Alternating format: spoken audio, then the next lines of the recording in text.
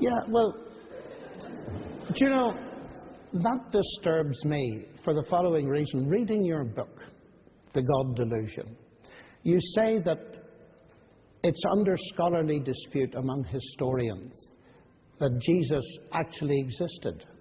Now, I checked with the ancient historians. That is not so.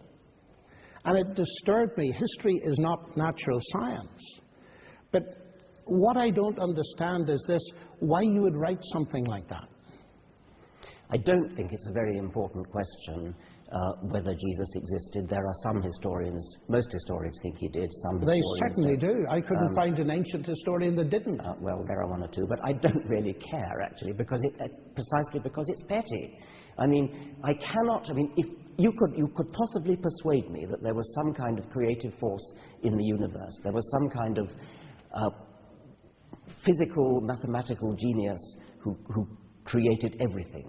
The expanding universe, devised quantum theory, relativity, and all that. You could possibly persuade me of that.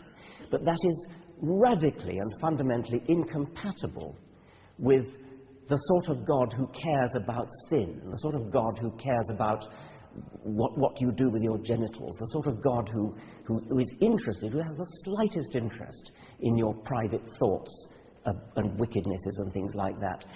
Surely you can see that a God who's grand enough to make the universe is not going to give a tuppenny cuss about what you're thinking about and your sins and things like that.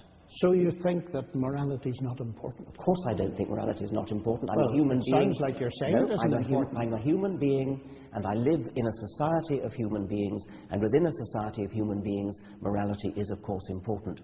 But we are one of billions of planets on a huge scale. And a cosmic God who bothers about this kind of human scale is not the kind of God that is compatible with a scientific view of the universe. It's a medieval view. But do you think that size is the measure of importance? Incidentally, on a logarithmic scale, you're about halfway between the atom and the universe.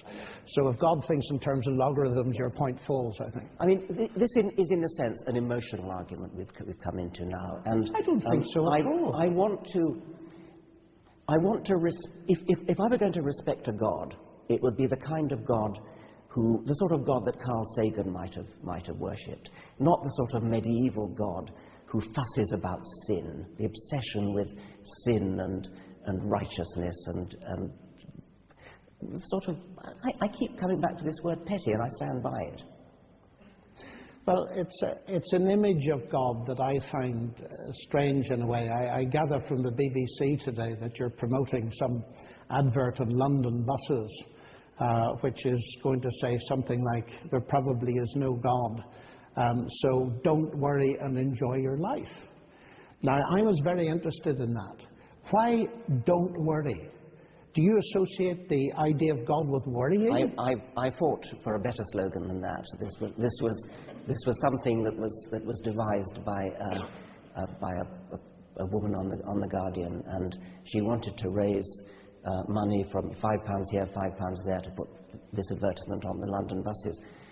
I offered to match donations, and I said I'd rather change the slogan from there probably is no God to there almost certainly is no God.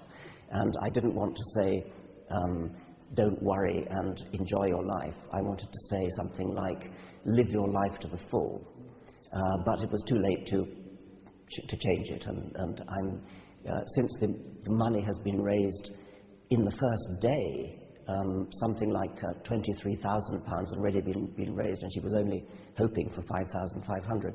I'm going to get some say in what the next slogan is, and it's not going to say what the present one does. But from where I sit, you see, the thing that my relationship with God is the very thing that stops the worry and gives me the fullness of life. And we're back to the pettiness, because if God is real and has revealed himself, then it's through a relationship with him that we really can enjoy a full life, science included.